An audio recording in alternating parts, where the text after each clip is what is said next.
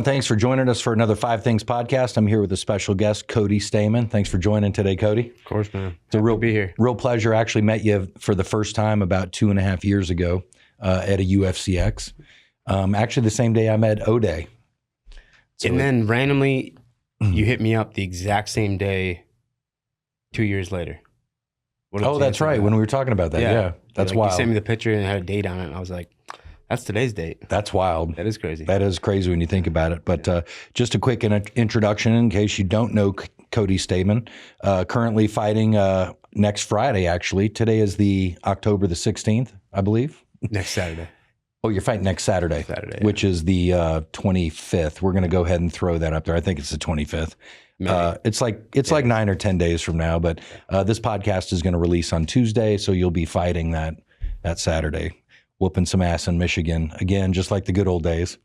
Yeah, it's honestly going to be pretty cool to go back and fight in front of, you know what I mean, the people that were there for me long before anybody had any idea who I was. Like, right. It's a humbling, cool experience for me for sure. Not in a strip club this time. Not in a strip club. Not like the first one. The very first one. Michigan MMA, man, like someday they're going to make a movie about it because like Michigan MMA was like the Wild West of MMA because there was no athletic commission. So there was like 40 promoters and they were just making a ton of money on, you know what I mean? No liquor license, no liquor license. They'd have a full bar set up in a parking lot. We'd be fighting. It was awesome. But now I'm looking back and I'm like, man, why I cannot believe I did this. I could have got seriously hurt and there would have been no one there to help me. Yeah, that's wild. Yeah. So currently Legends of Combat, 21-8-1 professional record. That's amazing. Bantamweight, in the UFC for a long time. You were ranked in the first 6 months of the UFC, if I remember correctly. Yeah. Which is incredible because you were in a killer's row. And first thing I want to know, are you a dad yet? I am going to be a dad in about 4 months. Okay. To a little baby boy. Awesome. Yeah, I know we talked about that, and I didn't remember kind of what timeline. How exciting is that?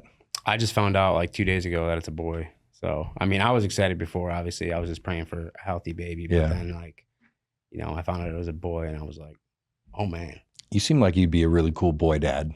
Yeah, like I think hunting, shooting, like big truck. Yeah, yeah, we're gonna have fun. Handy as hell. Probably end up, doing massive carpentry and all kinds of stuff. Yeah, let's hope he's a little smarter than me and he doesn't end up doing that kind of stuff. You know, everyone's like, "Oh, your kid gonna fight?" And I'm like, "No, but he's gonna wrestle." Because I mean, wrestling makes. I think wrestling is an awesome skill to have for sure. It's the best, man. And like, I mean, everyone that's really good at MMA has like some kind of wrestling background, whether they learned it for MMA or they, you know, wrestled their whole life, but it just instills in you things that you need to be successful at anything. You know what I mean? The discipline and, you know, the hand-to-hand combat, like that aspect of it is cool, but like the things that you learn from wrestling about yourself and, you know, like about, you know, the reward system, it's like, hey, wrestling really is that sport where it's like, okay, if I just outwork everybody, I can get somewhere in the sport, you know, and those are lessons in life that there's really nothing else that's gonna really teach you that, you know, except life itself, you know, and wrestling is just like a simulation of the grind that life is. You know, that's one of the things I love about professional sports is to me, I see so many parallels between business and professional athletes and sports and delaying your gratification and grinding when you're coming up and, you know, just really sacrificing, making those sacrifices. Like you all have to make incredible sacrifices, but that's what you have to do as a young business owner most of the time as well.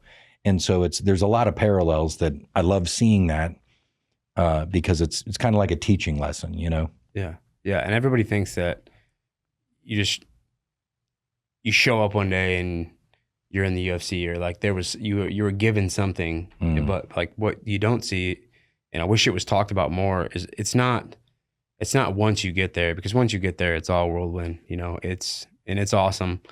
But like getting there, not only is it the most terrifying, hardest part of the whole deal, you know, that's why I think there's so much respect amongst professional athletes, because we all understand like the sacrifices and things that you really truly have to do, you know, that battling the injuries with no money, you know, fighting in front of, you know, 1,000 people who, you know, want to see you get your head taken off for no money, you know, like Mm-hmm. it really is insane. You know, my first professional fight I fought in actually a huge arena, but I made like $500, like literally 250 and 250, like 250 to win. yeah. Is that what it was? Yeah. Okay. I mean, you make money in ticket sales and Yeah. you learn how to hustle, you know what I mean? Because you have to, obviously, you still have to support yourself as a human being. So Sure. you learn a hustle, but it's just so crazy to think about it. Like literally I went out there in front of, you know, 10,000 people in this huge arena. I'm making $250 to do that. You know, like I almost, you know, murdered myself cutting weight. Like I was passing out while I'm, you know, I make weight and I just did that for $250. Right. You know what I mean? And like I could work construction for a day and make that much money. Right. And like that's the thing that people, they don't understand, that, you know, you have to build this resume, and in order to do that, you really have to sacrifice everything in your life, like every single thing. You know, I train people. I worked for my dad's restoration company. I ran a gym.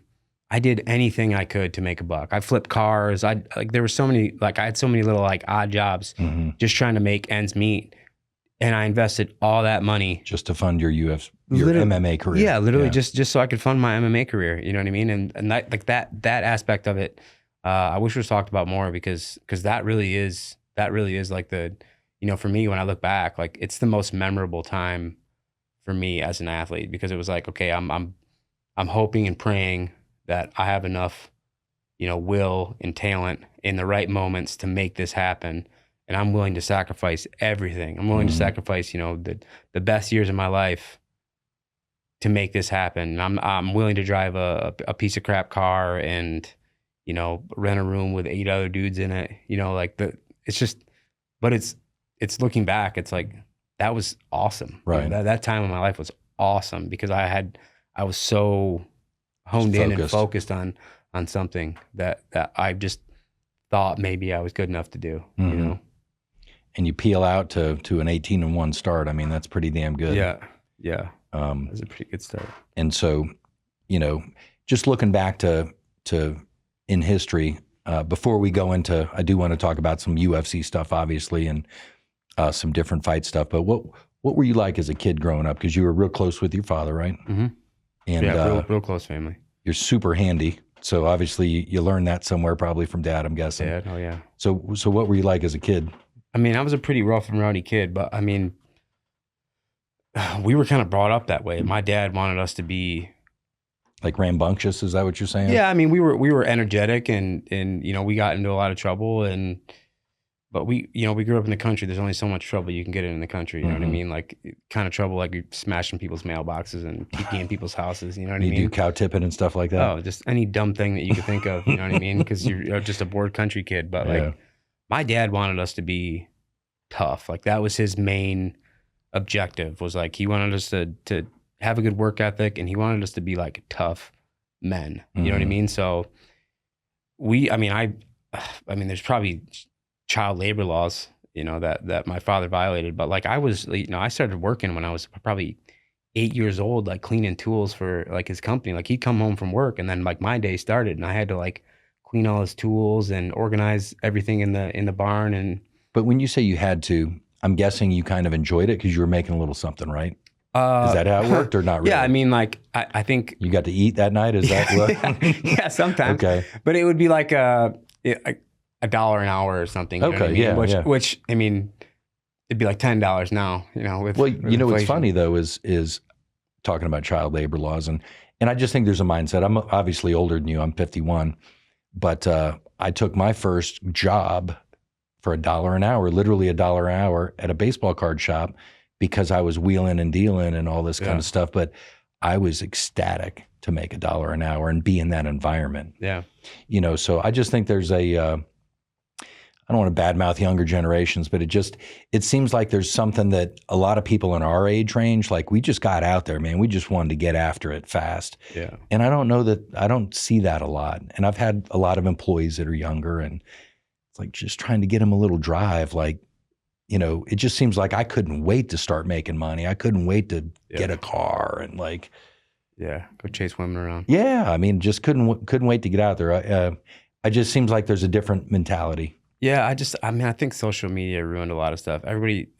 everyone's trying to sell this like get rich quick scheme. And when they, they throw something at the dartboard and it doesn't stick exactly the way they want it to, you know what I mean? They make a little bit of money, but it's not enough money to change their life. It's like, I got to do something else. And they just keep switching around. I know so many young kids like that. They're like, oh, they're a DJ, and then, they're going to be a builder. And then I'm like, dude, pick one thing, focus on that, and just do that until you're good at it. And it's like, I did it for 2 years. I didn't make any money doing it. I'm like, nobody makes money the first 2 years of doing anything worthwhile. You know what I mean? Like, and then they just end up being an employee somewhere. And it's like, well, yeah, entrepreneurship isn't really for you if like you can't sacrifice absolutely everything, leverage yourself to the absolute hilt, and like know that somehow you're still going to make it happen. Right.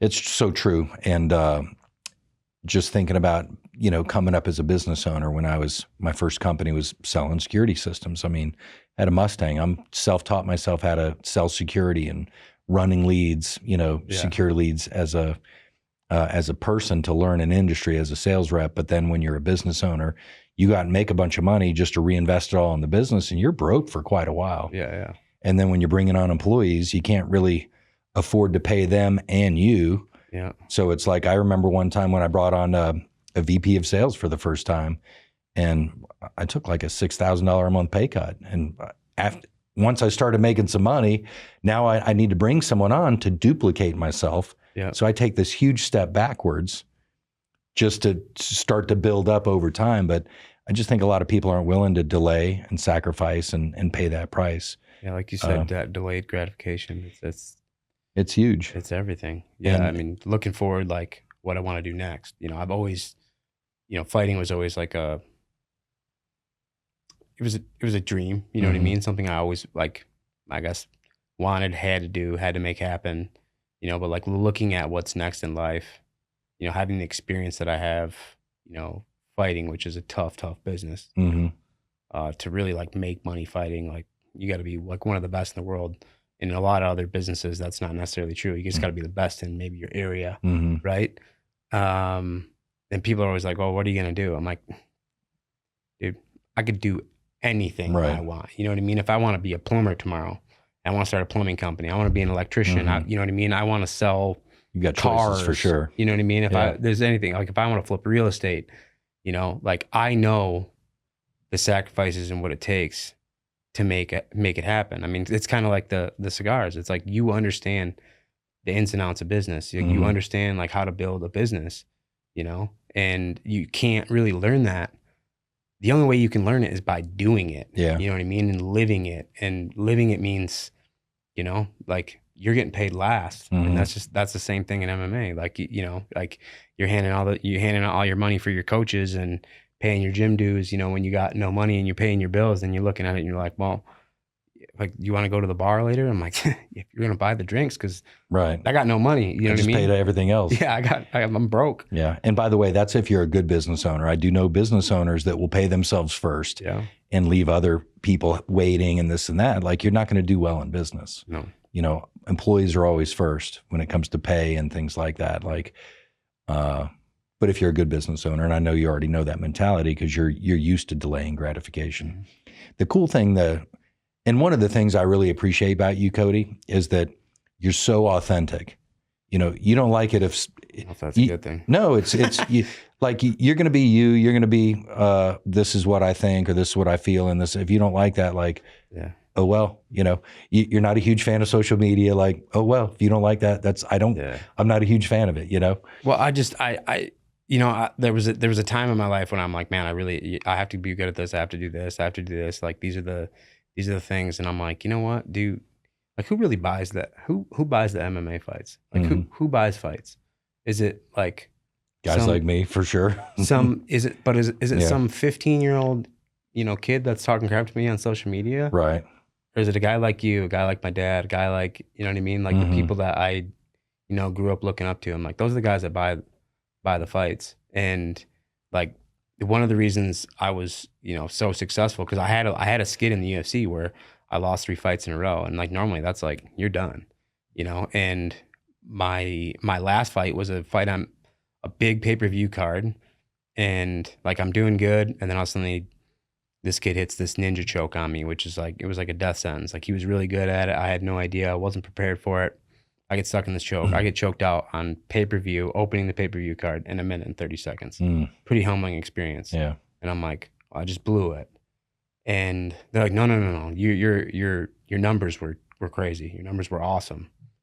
And they're like, that doesn't, like, it's crazy because like your social media following doesn't really reflect, like how many people actually tune in to watch you fight. And I'm like, well, that's because, the people that watch me fight aren't on social media. You know what I mean? Like sure. Like different groups. They're working. Segment. They're like, I represent blue collar people, and like blue collar people, I mean, aren't the people that are the loudest or the most annoying in a group of people, but like they're people that show up and go to work. You know what I mean? They're people that watch the fights on the weekends, and like once I realized that, like that was kind of a turning point for me, and I'm like, oh, yeah, the people that I should represent are the same people that I grew up with. You know what I mean? Like that is who I am. Like I am a blue collar boy from nowhere, right? That just happened to be pretty good at fighting, right? And the cool thing is, whatever you decide to do, whatever it is, I mean, you're already into rental properties, and you're already diversified in a lot of different ways. Obviously, doing cigars, which we'll talk about that. But the great thing is, you've got this badge, MMA fighter, UFC fighter. That's going to go around with you everywhere and be an asset to you for the rest of your life, which is pretty cool. Yeah, yeah, and you say that, like I don't think about that, like in terms of, I don't like think about myself as like being someone that's like famous. You know what I mean? Like that was never a goal of mine. I don't really care about that. But then I went home to like a football game. People were looking at me like I had a freaking dildo stuck to my forehead. You know what I mean? Yeah, they're like, that's Cody Stamann. What are you looking like? What are you looking at? And then I realized, I was like, oh, like, yeah, that's right. Like I come from a little town, and like everyone knows who I am, which is cool. And it was awesome, and it really was cool. Or like the UFC X. You don't get that many opportunities, because really like fighters like pretty much live in the gym, right? And you do these events where you see people, you meet people.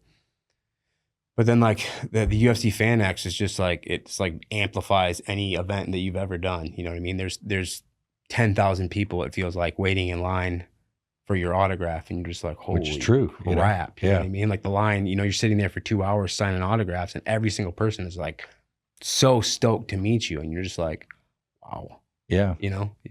Well, that's crazy. It's like I was such a huge UFC fan for so long, and I've gone to 4 in a row now. But by the way, if you're going to go do the VIP, it's well worth the money. Oh, yeah. But I was super stoked as a 40. I'm in my 40s. Like, I can't wait to meet these people.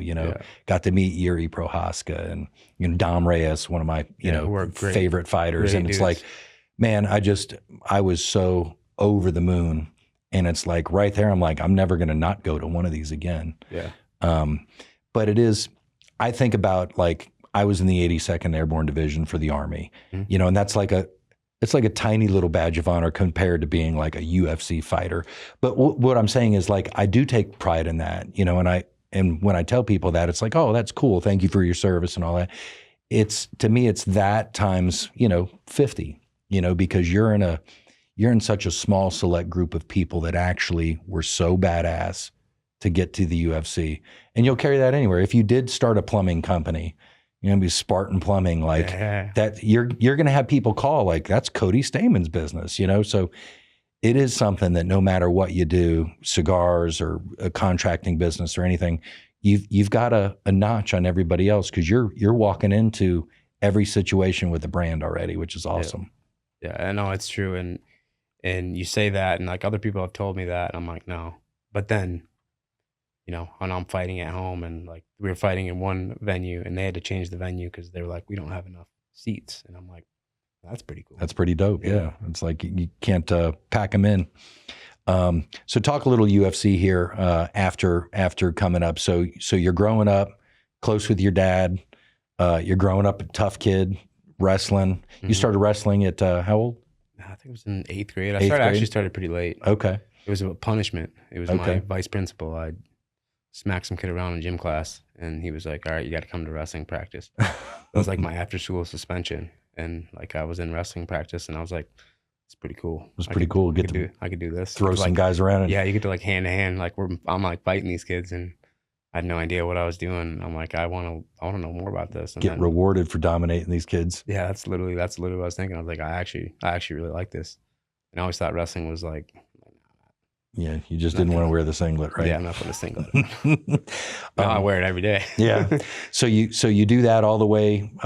You go to college? High school, college. High school and college. And then what got you thinking about MMA? Were you just watching it and kind of digging it? Yeah, so like my senior year of wrestling, I throw a fit after I'm undefeated. I'm gonna win a state championship. And you won a state championship? No, I'm going to. Okay. I think I'm gonna win a state championship. And I wrestled real hard all year, preparing. I'm like, all right, it's my senior year, it's my last chance to do this. I want to be a state champ. Right. And I get moved up a weight class. I'm in a match. I'm undefeated, and like getting towards the end of the season, being ranked high is really important, because then basically like if you're the top ranked guy, you fight the lowest ranked. Mm-hmm. And you wrestle the lowest ranked guy, and I get moved up. This close match happens. I get I feel like I won the match, and the ref didn't see it that way, and my coach didn't say anything, and I throw a fit. I start cussing out the ref, and I make an absolute scene. Right? They throw me out of the tournament. I take my singlet off on the mat in front of whatever few thousand people that are in the stadium. Pull my singlet off. I'm standing there in my underwear. I take my singlet off. I throw it at my coach. Oh man! Just throw a fit, right? Jeez. And I run into the locker room, and one of my coaches goes in there, and he's like trying to calm me down, and then he squares up with me, and I like threw him out of the locker room. This big thing. So I get booted off the team, and I was kind of talking with I was thinking about wrestling at Central Michigan University. If everything went well. Mm-hmm. So they're like, yeah, no, not happening. So I go to like a small D2 school, wrestle a little bit. And then MMA kind of starts like popping up in my area, and I go watch a fight with a bunch of my buddies. Just something to do on a Friday night. We're throwing a few back, and we go watch this fight. And I'm just like, I'm watching these guys fight, and I'm like, you guys, I whoop all these guys. And they're like, well, do it. And I'm like, well, maybe I will. I'm boxing at the time, and I'm like, well, wrestling, boxing. Yeah, I could whoop these guys. Like I'll do this. And it was kind of like a bucket list thing. I signed up for it. And the first fight they had was a fight at a little janky strip club in Detroit. And I went there, and the cage was about the size of this table. And I knocked out like this 40-year-old biker in one shot. And all of his biking buddies were like scared of me. And I was like, I kind of like how that felt. And I'm like, I think I'm going to do this again. And I did it again.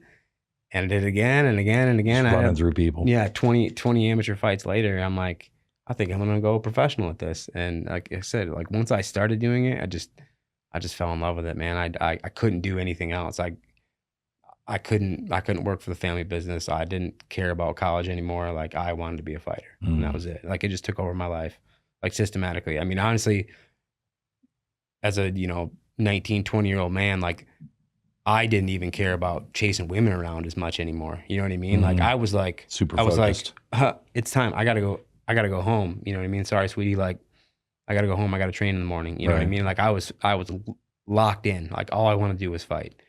And that's kind of how it happens. And like we talked about earlier, like, well, I was willing to sacrifice anything, any amount of time, any amount of money, anything, any amount of money that I made went directly back into my training. I didn't care about anything else except fighting and being good at fighting. Yeah. Well, clearly, I mean, with what you accomplished, I mean, you're clearly very driven, and super focused, which is what you got to be. I mean, you're top 10. How old were you when you debuted in professionally? 27. 27. Yeah. So anyway, you're 18-1, going into a really tough fight. You took kind of a late notice fight against Aljo, if I'm not mistaken. Yeah. It was a little like 6 weeks or something. Yeah, 6 weeks. So semi-late. 6 weeks. You want to fight Aljamain Sterling, and that I'm like, well, no, but UFC is like, well, this is you'll win this fight. You're gonna be making some big money, and I'm like, all right. I'll do it. And somebody should have probably slowed my roll a little bit. And like before I fought Aljo, I fought like the number 7 guy in the world, and that was like my 3rd UFC fight. Like they threw me to the wolves right away. I'm fighting Aljo, and then I'm fighting this kid right after Aljo was this kid that was like 7-0 in the UFC, who won the Ultimate Fighter. Is that Rivera? No, it wasn't Rivera. Okay. I can't think of the kid's name. Mexican kid. Okay. He was tough as nails too, and that was another, you know, short notice ordeal. And I just said yes. I just said yes to all these fights, you know, cutting massive amounts of weight. And So talk about that a little bit, because I kind of get the impression, because again, this is an opinion that varies from fighter to fighter, is like taking disadvantaged situations. Yeah. Let's call it what it is. It's a disadvantaged situation. Someone else has been training longer.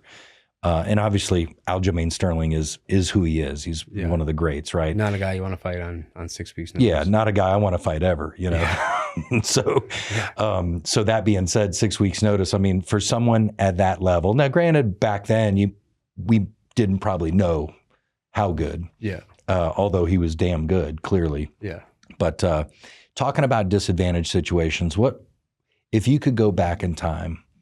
Like, I understand, like, having the props, like having a conversation with Drew Dober. He's like, I'm taking the fights. I want to whoop some ass, and but I also see the other side of it, where like, this is a career I'm trying to manage. This is my business, if you will. Yeah. And I don't want to put myself into too many disadvantaged situations. I mean, I'm a Virgo. I'm a thinker. Like, I could see where I am a dog because I'm in this sport. So clearly I'm a dog. Yeah. But I'm going to put myself in positions to win as often as I can. It doesn't mean I'm not going to take a late notice once in a while, depending upon the opponent. But if it's anyway, I'm running my mouth. I'm curious, what would you do things differently? What advice would you give to a young fighter coming up? I definitely would have done some things differently. So like, I managed myself all the way up till the UFC. So, and I was always, I approached everything like a business. I'm like, I'm making X amount. I'm not going to fight some killer for no money when, you know what I mean? The goal is to be in the UFC and to be a world champion. Like, I can't make these mistakes. I wasn't fighting on anyone on short notice. I had plenty of time. You know, I was basically looking through lists and lists of fighters saying like, I'll fight this guy, this guy, this guy, this guy, not this guy. Like, I was selective, and it paid off. And I got to the UFC, and, you know, your ego starts getting ahead of you. You know, I get to the UFC, and you want to fight number 7 Brian Caraway, like right off and this is after I just beat like some super highly touted prospect, Tom Duquesnoy. He was the number 1 prospect in all of MMA at the time. I beat him my second fight, and now I'm the man. You know, no one can tell me anything. And they're like, you know, Brian Caraway's a winnable fight.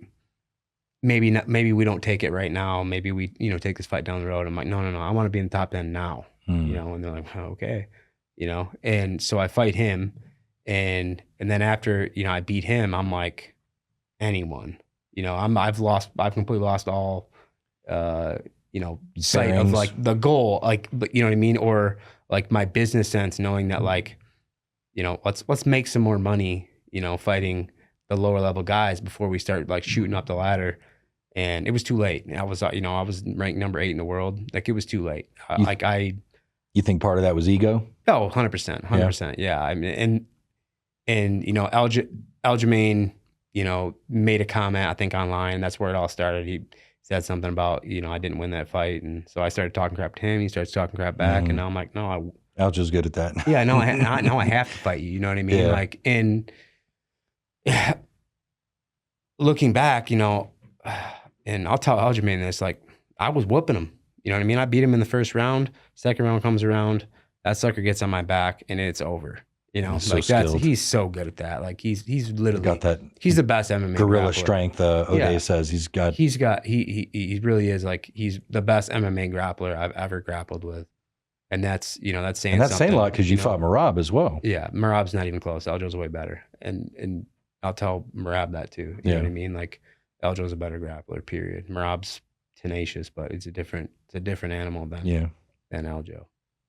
But yeah, I wish you know, I wish I had slowed down. I wish, you know, there's a few things that, you know, I fought with a couple injuries, yet, you know, you invest so much time and effort into a training camp, and then at the, you know, you're getting close to the goal line, you get hurt, something happens, you know, you're thinking I need to make this money. Exactly. You know, I should have had enough sense to be like, don't do this. You know, like my last UFC fight, you know, everything was going, I had hurt my rib, but Rib was feeling better. I was starting to turn the corner. My weight was where it needed to be.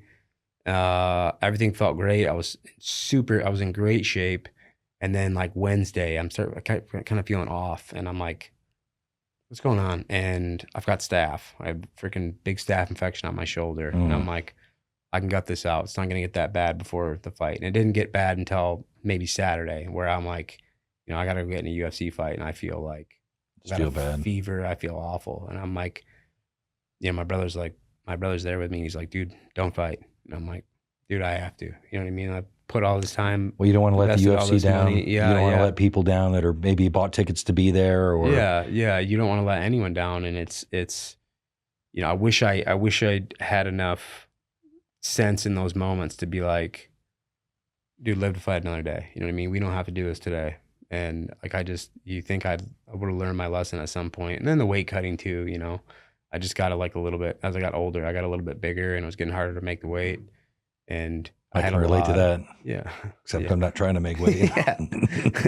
Nah, you look good. I had a lot of people telling me like, dude, you can't make 35 anymore. You need to move up. And people that, I trust, and people that you're also the thick guy. I mean, you're not a little guy. Yeah. I mean, you're a tank.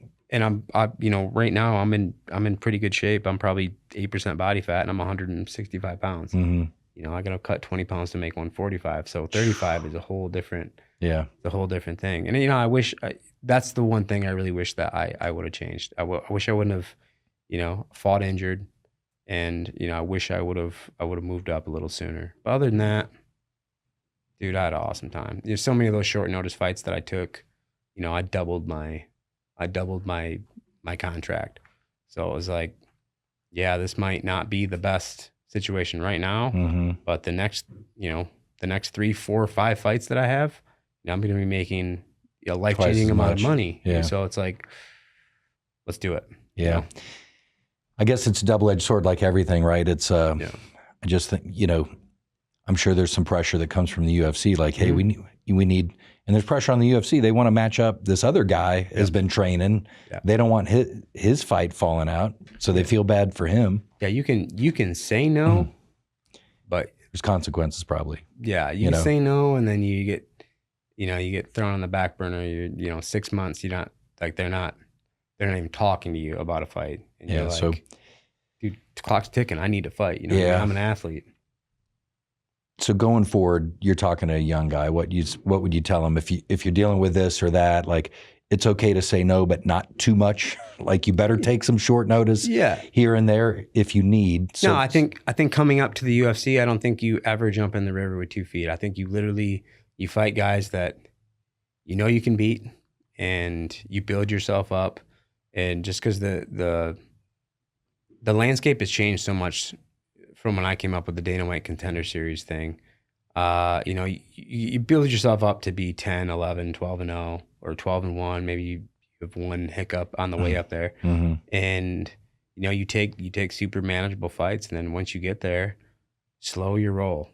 It's more of a career at this point. It's career management. Yeah. You gotta really be, and you have to not be scared to say no, and understand that, yes, there is consequences to that, but the consequences of saying no are better than, you going out there, outgunned in a fight.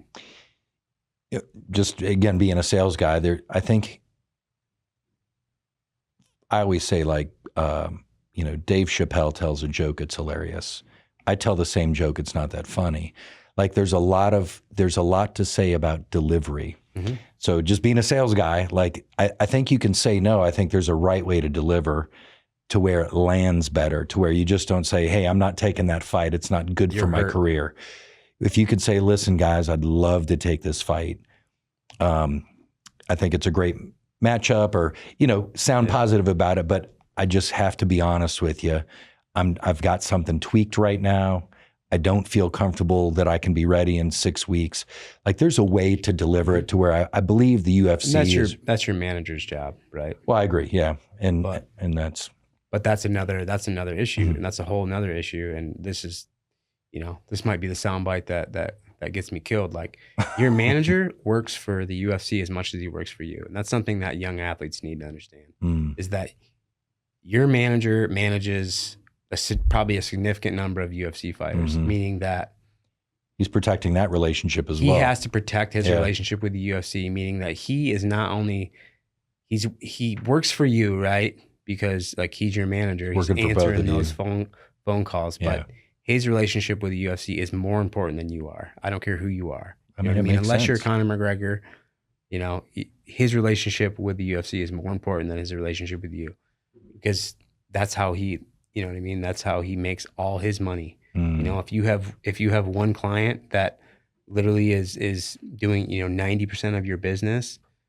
you're going to do anything you can for that client. And the other 10% of people are going to have to wait, you know what I mean? Because like this person has to be happy, because this is my golden ticket. Like, and that is the UFC, and you are the 10%. And that is something that young athletes need to understand, is you sign with one of these big managers, right? And it's almost a necessary evil at this point, because the UFC is not talking to, you know, the little Joe Bob. Yeah, they're not talking to the little manager. They don't even want to deal with them. And so, you know, when you do that, you just have to understand that like that manager doesn't always have your best interest at heart. They are just 100%. Trying to make matchups. You know what I mean? Because if they match you against another one of their guys, they're getting paid twice or 3 times, you know? And it's the hurt business, man. It's a crazy, crazy business. Well, it seems like common sense, really. I mean, they're in a spot. They have to manage both relationships. But you're not the A side of that equation. The relationship with the UFC is more important than you are as an individual athlete. Yeah, I mean, I can see it. Yeah. So, let me ask you this. So, let's say you're a young up and coming athlete, obviously acknowledging that situation. Do you think it makes sense to have an OG like yourself, or someone to bounce some things off of outside of the manager? Oh, absolutely. Some relationships with guys that have been there and done that? Yeah, you definitely need those relationships. But I say that with a grain of salt, because there are so many, you know, fighters. Like Darren Cruikshank was a guy that I looked up to, and he was a fighter's fighter. This dude would fight anybody, anywhere, anytime. Like, he was that guy. Right. And I wasn't, and I wanted to be. And, you know, there were so many, like there was one, like I almost signed with Bellator before I signed with the UFC. And it just happened that my opponent came in way overweight. And I was like, I'm not fighting him. And then they were just throwing more money at me, more money. They really wanted me to fight this guy and get me under contract. And I'm like, no, he's got to make weight. You know, this guy's 100 and he's a lightweight. You know, I already moved up to 45 and was going to fight him. And I didn't end up taking the fight. And, you know, at the time, you know, I turned down more money than I had ever made, you know, as an athlete, but it was the right move. And like my buddy Darren was like, you're a pussy. You should have fought him. And I'm like, no, dude, like, no, I shouldn't have. You know, so like, that's that balls versus brains scale. Yeah. He's obviously got massive guts. You need somebody that really, really has your best interest. And maybe that's not another athlete. Maybe that's a coach. Maybe that's, you know, somebody that's business guy. Yeah. That's completely outside of the purview of like what you think, you know what I mean? Like, they might have some advice for you, and they might be able to break it down in a way that really helps you understand it. Yeah, definitely. And if I could tell young athletes one thing, is like the people that you come up with right before you're anybody, stay with those people. Stay with those people. Like, don't leave those people. Don't ever stop taking their advice. You know, don't ever think that like you're above or beyond their advice. And, you know, that's one thing I did do well, is that I kept those relationships with, you know, everybody that I came up with.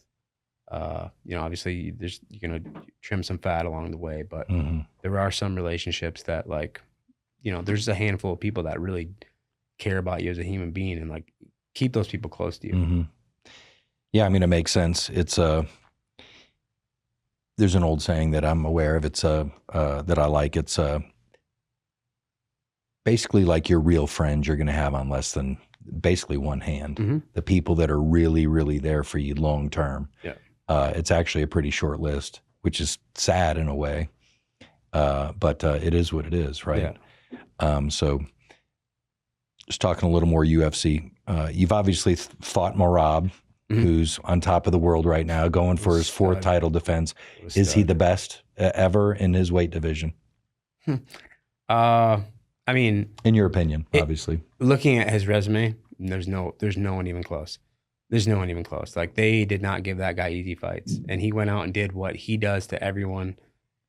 He didn't do it to me, but he did. He's taken everybody down consistently. Like, he really has inflicted like his will on everyone, and yeah, I'm so impressed by him. You know what I mean? And his work ethic and how he continues to like stay with that same grind mentality that he had, when he started. Like, I'm a huge Merab fan, and I was before I fought him. After I fought him, like, he really is. He really is a special dude. Yeah, and I there's no question in my mind he's the greatest bantamweight ever. Yeah, that's what I'm thinking at this point. I mean, especially in the event he defends it again against Jan coming up, which is pretty amazing. Crazy. Because Jan's a bad dude too. But you've never been knocked out, right? Never been knocked down. That's pretty amazing. Big head. Is that what it is? A big head, yeah. Is that what it is? I think. That's so that's great feedback. The fact you went 3 rounds with Merab, which is crazy. And I thought when the fight was over, I won. And because it was really a razor close fight. Mm-hmm. And then, to hear the scorecards read 29-28, and I'm like, he won 2 rounds? Because I heard him in the first round. I thought I won this round. And then, I won the 3rd round. And yeah, and it was like I'd worked so hard to be prepared for him. You know what I mean? Like, I knew I could wrestle with him. I knew I could do all these things with him. But yeah, and the little sucker still got me. And it kind of messed me up because I'm like, I really did. There was nothing else I could have done. You know what I mean? Like, in terms of my preparation, like, I really prepared and was so disciplined because I knew that, looking at him, I'm like, one of us is going to the top. It's going to be me. And then he beat me. And I was just like, I kind of came undone a little bit. And that's just me being completely honest. Like, sure, I was just super discouraged. I was messed up after that fight. Yeah. And little sucker was doing push-ups, and I'm like, dude.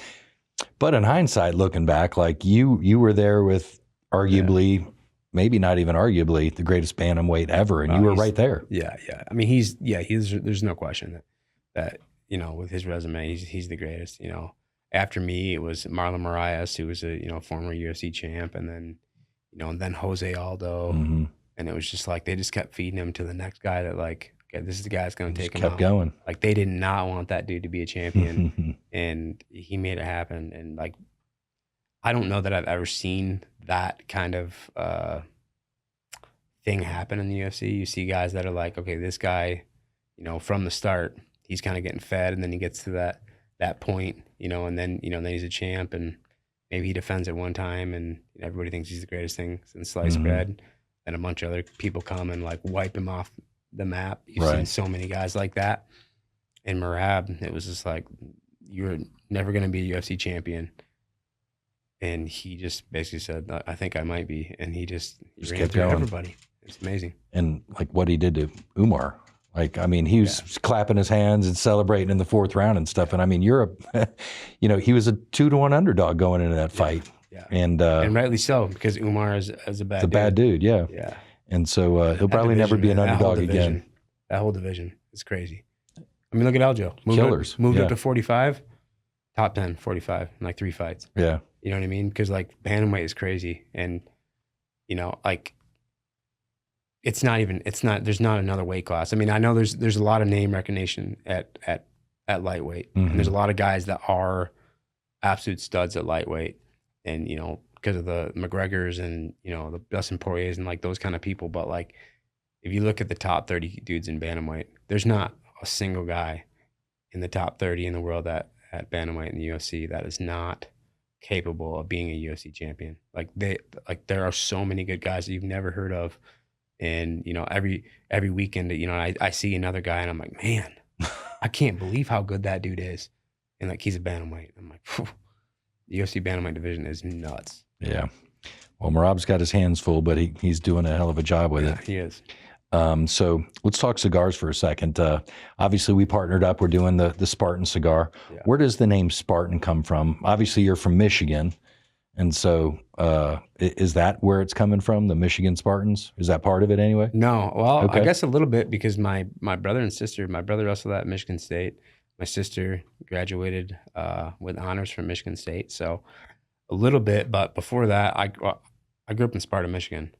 We were the Spartans. Okay, all right. I wanted to represent my hometown, you know, whether they wanted me to or not. I was like, I'm Spartan, you know what I mean? So that was like so you are a Spartan.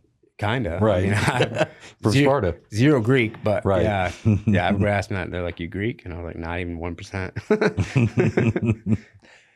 So, and then you've been inspired by some of the 300 or the story of the Spartans, that kind of stuff. Yeah, I mean, that was kind of like we were forced to watch that movie growing up. But yeah. Like we're the Spartans, like you. Yeah. Like, you know, Friday night before a football game, like everyone's watching like the 300 movie. Yeah, everyone's running around yelling, "This is Sparta." Yeah. So basically, I wrote out the description of your cigar here. It's a medium-bodied Robusto with a Cubano Santo Domingo Habano filler and Connecticut wrapper. And so I can just tell you, it's tasty. You know, it's a tasty blend. And robust.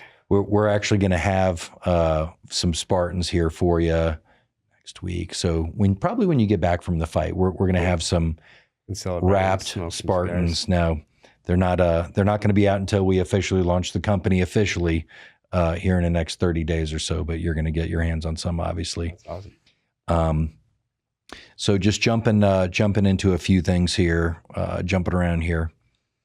One thing I want to ask you about, again, going back to the UFC, kind of wrapping up the UFC, is I heard you talk about how you started taking it more of a job versus an opportunity, kind of your mindset. Mm-hmm. Was it more of a grind for you and you weren't appreciating enjoying the process as much? Yeah, I think it's at some point, and I'm not really sure, you know, I've had a little time to reflect and think about kind of what I was thinking when it started towards the end. And I really, the only thing I could come up with, I'm like, man, I'm the best athlete I've ever been. You know, I'm as disciplined and as hardworking as I was when I started the sport. Like none of that has changed. Like what really changed? Like what, you know, how did I go on a 3-fight skid, win a couple fights, go on another 3-fight skid? I'm like, how did that happen? You know what I mean? Because I feel like I was doing everything right in the gym. And it was like I stopped enjoying training. I stopped enjoying the opportunity that was in front of me. And I just started treating it, you know, every time I lost, I'd like double down. I was like that guy. Put pressure on yourself. Yeah, exactly. I'm like, okay, we need more discipline in the diet. We need more this, you know what I mean? Like when I'm not going to have a single drink of alcohol. I'm not, you know what I mean? And I just kept like taking away tighter and tighter, maybe. Yeah, just mentally. And it like I put so much pressure on myself, you know, because it is a huge opportunity. But then, you know, you put all that pressure on yourself, and you kind of forget what got you to the show, and that was just like you were loose and having fun. Yeah, I mean, I just enjoyed every second of the training. You know what I mean? I loved it. Like that was really what made me so good at MMA in the beginning, is that like I love being in the gym and I love learning about fighting. Mm-hmm. And you know, like when I was successful, you know, I'm like, what I'm doing is working. You know what I mean? And I just fell more in love with the sport. And then when I, you know, had a hiccup, I was like, okay, now we gotta double down on everything. Like, we're not doing this again. Never doing this again. And then, you know, there's so much pressure going into the next time and the next time and the next time. Mm-hmm. And yeah, I mean, I beat myself up about things that happened in the past, you know, so much, you know, I'm correcting these mistakes. I'm correcting this. And it's like, dude, like, you know, I'm 100% one of the more God-gifted athletes that I've ever met in my life. And I'm not saying that, like, I'm saying that from a humble place. You know what I mean? Like, yeah. I can run as fast as a guy in the NFL. You know what I mean? Like, I could pull 500 pounds off the ground. Like there's not I many mean, you're guys obviously jacked. I mean, you know, there's not many guys my size that can do the thing physically, the things that I can do, mm-hmm. you know, and that combined with a work ethic, like I had every tool, you know, to be a world champion. The thing that really like broke me was like my mindset, and not not like I stopped training hard or, you know, I did anything like that. It was like, you just ratcheted the pressure on yourself. Yeah, I put all this weight on my shoulders, and I made it so hard for myself to be successful because, you know, I was just like stressed out, and I just felt like, you know, every training session had to be perfect. Yeah, yeah. And I just had to beat myself up about the stupidest shit. And then, you know, and then I think back about like, you know, when I was learning MMA, like I sucked. You know, even when I got in the UFC, I look back at like who I was when I got in the UFC. I'm like, man, you weren't really that good. You know, you weren't really that good at fighting. Like, and now I'm like, I'm getting better, and I'm not having the success. And it's like the only thing that changed was like my viewpoint towards, you know, the learning and like having that white belt mentality and really just enjoying my time in the gym. You know, I just started to feel so much like work and less like an opportunity, and it really killed the sport for me. I think no matter what you do, you can run into that to where you're putting too much pressure on yourself. You're maybe too results oriented versus just, hey, I lost that one. Such and such was the better person. I'm going to go shoot some guns. I'm going to go camping. Like I'm going to go blow off some steam and then come back and go back to work, you know? But I can also see the point of view of when you're a winner, you want to fucking win, you know, you want to, you know, be at the top. If you're a winner, you're obsessed with winning. You know what I mean? Like there's no other avenue that matters, but you know, like to be a champion in MMA, MMA is not like boxing. There's so many ways to lose. There's so many variables. You know what I mean? There's more variables than I think any other sport, you know, because you can do absolutely everything right, and you can get caught in something. Get caught in a triangle or something. You know, something can happen. You know, you see guys go out and win 14 minutes of a fight and get hit with 2 shots and they lose the fight. You know, I just had one of my good friends that just happened to. I'm like, dude, you won every minute of that fight, and there were 2 punches that like are the only reason you lost. You know, and it sucks to see that, but like that's MMA. You know what I mean? And like you have to come to terms with the fact that like you might do absolutely everything in your power to be successful, and it might still not happen. And like you just have to move on.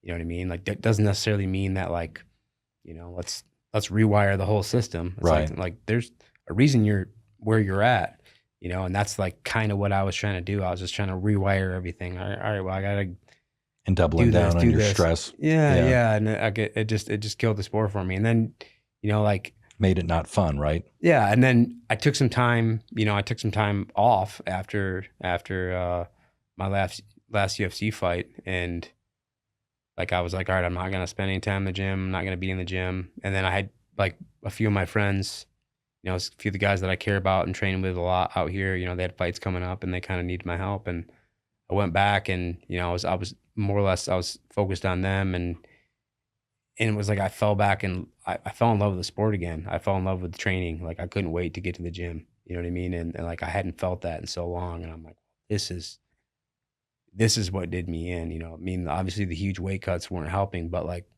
what did me in was like I didn't like coming here. You know what I mean? Like I literally felt like I was clocking in and clocking out every day. And you know, when it wasn't me fighting and I was there for my friends, I was like, man, this feels different. You know what I mean? Like I'm excited to like come in and help these guys. And I'm like, I just kind of changed my mentality. And then I was like, all right, I want to fight again. And it's been tough. It's been really, really hard to get a fight. It's been tough. I'm thankful that the kid in Michigan took it, because I mean, I had some really, really well-known big name guys tell me no. And I'm like, well, they're picking and choosing. They don't want to go in there and get wrapped up. Yeah. Well, I mean, it's tough. You know, I got a pretty good resume, and there's not a lot of guys that are raising their hand being like, yeah, I want to fight that guy. Yeah, absolutely. If you could go back, let's say after the Aljo or Merab loss, you go back in time and you could talk to Cody Stamann and say, hey man, I know you're stressing about this. What would you tell Cody? I'd be like, walk away. Just take a break. Yeah, just to, like, don't be in the gym, walk away from MMA, like Go camping, hunting. go fishing, go hunting, go do anything that is not related to the sport. And then, you know, like when you really miss it and you can't be away from the gym anymore, And go it's time to back. come back. You know what I mean? And you see, like football, there's a season. Baseball, there's a season. Mhm. You know, all these other sports, they have seasons. MMA, you can really get stuck in the gym and you'll never find your way out because, you know, your whole life depends on, you know, how successful you are in a 15-minute period. Right. But the guys that really do it well, you know, like they fight and then You can turn it off. you have to be able to turn it off. And like I lost that switch somewhere. I mean, I found it again, you know, thank God. But like, yeah, that switch was gone. You know, it's crazy in business. I can relate to that a little bit because I remember this point in time where I was working so hard and like things weren't going well. I wasn't getting ahead in life.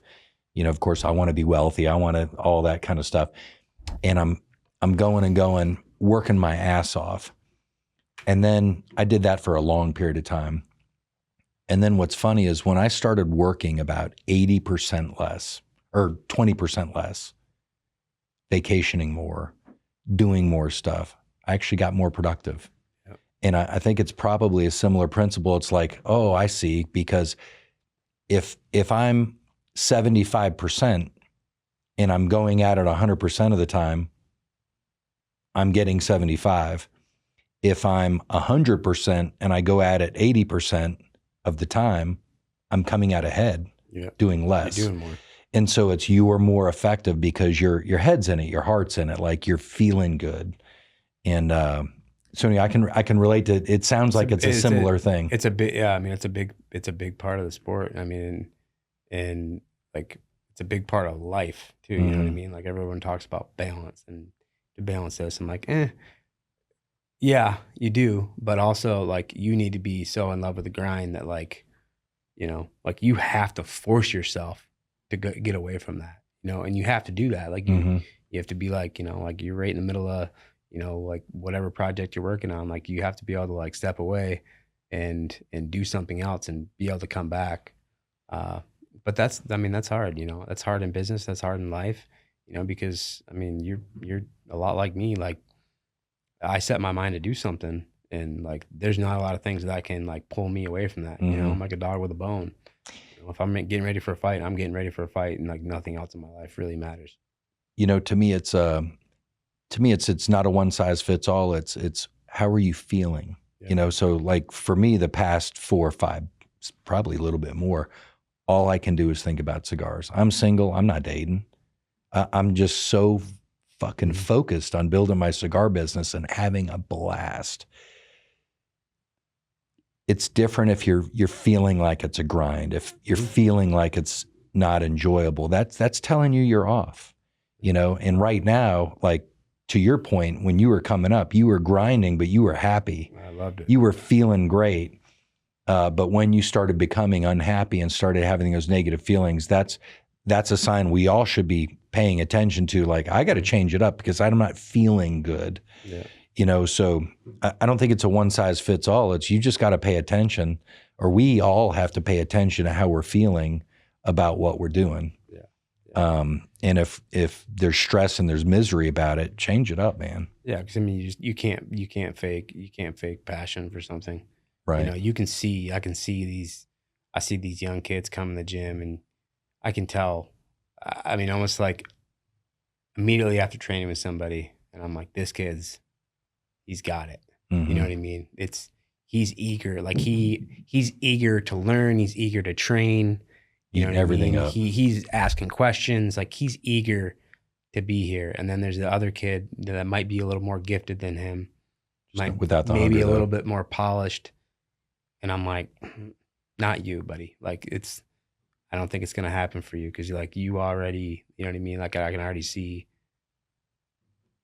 There's cracks there, you know, and like that's kind of how when it gets tough, we're gonna quit. Life. Yeah, because exactly. they're not hungry. Exactly. It's like you have so many gifts that you know when things start getting hard, like you're not gonna be at that third workout, you know, and then you look at a guy like Merab, like you know, He's going to work out after he works out with you. Yeah, exactly. He's an animal. He's back in the gym. You know what I Right. mean? And that's what it takes to be successful at fighting. Yeah, to be the best. I mean, you're just relentless. So some fun stuff. What top 5, let's say top 10 bands, musicians. If you go jump in your truck right now, what are you going to throw on? Top 10. Just someone in the top, not all 10, just someone in the top 10. Ooh, you know, there's a new band out, the Red Clay Strays. They're like Red Clay Strays. Kind of like a gospel-y, they sing, it's country. Okay. So you've been rocking with that a bunch lately? I've been listening to a lot of country, but those guys, man, they just, sounds old, but it's awesome. There's not many new artists that I'm like, man, these guys kill it. I mean, we talked about it. You know, I feel like, you know, classic rock might be the best music ever made. Mm-hmm. And I still listen to, you know what I mean? I still listen to the greats, but I mean, there are a few, you know, newer country singers that I'm like, man, you know, Zach Bryan's another one that I really like. I mean, but for me, and like my dad was just in town. He was hanging out with me for the week, and like it was classic rock nonstop. I mean, and like I don't ever get sick of that music. Like I really do love it. Yeah, I'm in the same boat there. You a big movie guy or not really? Yeah, I do watch a lot of movies. So what's top 10 movie for you? Top 10 movie. I just watched my number 1 last night again for probably the 50th time. Ooh, I would say one of my favorite all-time movies, and I think it's the best comedy ever made, is Wedding Crashers. Oh, that's a hilarious movie. Yeah. Dude. So funny. Great movie. What's your number 1? Braveheart. Braveheart, you know what's crazy is that movie touches me in a way. I don't know, it sounds gay or something, but it's just, sounded a little gay. Yeah. I tear up. No, several points awesome of that movie. It's I mean, awesome it's like a samurai or something. You Oh, know? it's crazy. It's crazy how it's just inspiring to me. And when, to me, it's just, I watch that and it charges me up a little it's like bit. 11 o'clock at night and you're like pacing around your house. Like, what's my tough thing? I got to do 2 podcasts, or I got to go get autographs today, or talk to an investor. Like, that's awesome. This is nothing. Like, there are so many people in history who just were absolute animals and beasts, to just so strong. And when I watch that movie, I'm like, I'm being a bitch anytime I complain about anything, you know? Yeah, really. So it's just one of those movies, and obviously Gladiator's up there, but I'd say personally one of my favorite comedies was Old School. Old School's great too. So good. Great. I know you're a big gun guy. We both are. Favorite gun? I know we talked about it a hair, but go ahead. And I mean, so I like bird hunting, and in terms of like, if I'm in a bind, there's a gun I'm gonna grab. Mm-hmm. Are we talking bind like someone's breaking in the back door, or you just have all to, around, if you had to have one? All around. Okay. I guess if there was one gun I was gonna grab, I got 100 yards, 3 feet, like doesn't matter. I have a CMMG Banshee, which is an AR-15. It's pretty pimped out. It's got a suppressor on it. Nice. Thermal. Really? It's nice. I love that. Yeah. Could do some damage with that gun. I mean, that's probably the one I'm going to grab. But in terms of like what I enjoy, like shooting, I'm a big bird hunter. I like shooting ducks and geese. Benelli Super Black Eagle 3. Like I've got 4 of them. That's how much I like them. Semi-automatic. I can only shoot shotgun. one at a time. Yep. Yeah. Yeah. I mean, that's number 1 for me. If you've never shot a semi-automatic shotgun, like that's like a testosterone boost. I mean, that thing is boom, boom, boom. That's why I love duck hunting. We just went out last Saturday. It was a man's duck hunt too. Like I had like all my decoys and my gear, my camping stuff in a sled, pulled it through all this thick brush. Probably 3.5 miles. Brutal stuff. Like when you're saying pull it through, like on an ATV or something, no. or you're rucking around it. my waist. Okay. Yeah, pulling it at midnight, pitch black. We get everything out there, set up the tent, set up everything, set up the decoys. You know what I mean? Sleep, under the stars. Wake up at 4 a.m, make sure everything's build a blind. It was cool, and my dad was there on this one. Yeah. I do it every year. It's just like one. I like because I go on some pretty cool like Cadillac hunts where, you know, like you drive up, First go into a class, blind, yeah. and you know what I mean? Like you fly in, it's cool. They cook you food. And like, this is not that hunt. I like Right. doing it every year just because it's like a pretty humbling experience. And yeah, we just did it this past weekend, man. And whew, Where was this Utah? no, I was in Northern Nevada. Northern Nevada. Okay. Yeah, Where's your favorite spot to fish if you could only pick one? honestly, probably West Michigan. Okay. I'd probably fish a river in West Michigan. All right. And let's see here. So kind of wrapping things up here, going forward, what type of objectives have you kind of figured out what direction you want to go, or are you still just kind of figuring things out in terms of like long term? Well, I mean, I think I know what I want to do long term, but short term, I want to fight. Like there's no, like I just keep whooping ass short term. I kind of, you know, thought maybe I would hang him up, and that lasted about 2 weeks. You know what I mean? And then like I said, I just kind of fell in love with the sport again. I couldn't wait to get back in there, and I'm excited to be, you know, fighting next week, and kind of excitement I haven't felt in a good amount of time. And yeah, I mean, I think I go out and win a world title anywhere, you know, and if it's in the, you know, if the UFC calls me back up, I would do that. But I think there's a lot of opportunities outside of the UFC for me, and I've already talked to some pretty big promotions about doing some stuff, some tournament fighting. You know, I think I'll probably go that route. It's more money. And then, you know, after that, you know, I've long wanted to build houses. And I'm kind of starting that project here pretty soon in Michigan. That's awesome. And other than being a cigar aficionado, obviously, but I'll be smoking a Spartan here in the near future with you. Hopefully, we'll have to get together and grab that. Obviously, I want to go shooting too. Yeah, I haven't gone both. We should do both. We'll go to Clark County Sportsplex. We'll grab some cigars. We'll do it. We'll shoot and. I've actually got my AR-15 with me here. I've got a decent scope. It's not thermal. Thermal's pretty badass. Yeah. But I need to get my suppressor put on too. Need to get my license for that. You know, sign up for it. I don't know how that works in Nevada yet. I haven't been here long enough to look into it, but definitely want to get my suppressor. You're a resident here? Yeah, now. Oh, cool. Yeah, that's easy. So, but anyway, that time went by really quick. You're easy to talk to, and thank you for coming out again. And again, I know you're fighting literally in a week, so I appreciate you squeezing this in. It was a good time. This worked out great. I'm gonna leave here and go for a little run, do a little workout later. So go lose about 5 pounds today. Maybe. I just got to get used to. I got to. You know, I'm gonna be fighting at, you know, the main event in Michigan, so it's probably gonna be, you know, 11 o'clock midnight. So I got to like start staying up a little bit. Yeah, I have to like stay up, and like I've been going to sleep at, you know, 8, 9 o'clock. Like I go to sleep super early. I'm like an old guy, you know.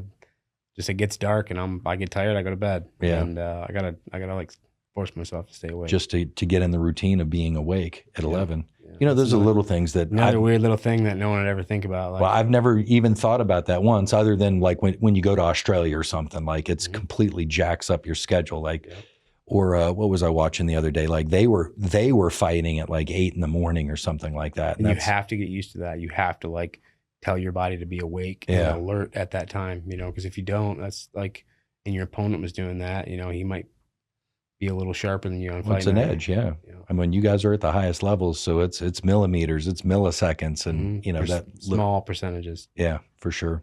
But anyway, thank you again, Cody, and look forward to celebrating your win with one of our cigars. Yeah, I can't wait. Awesome. Well, thank you for joining us, and we'll see you next time on the 5 Things Podcast. Thank you.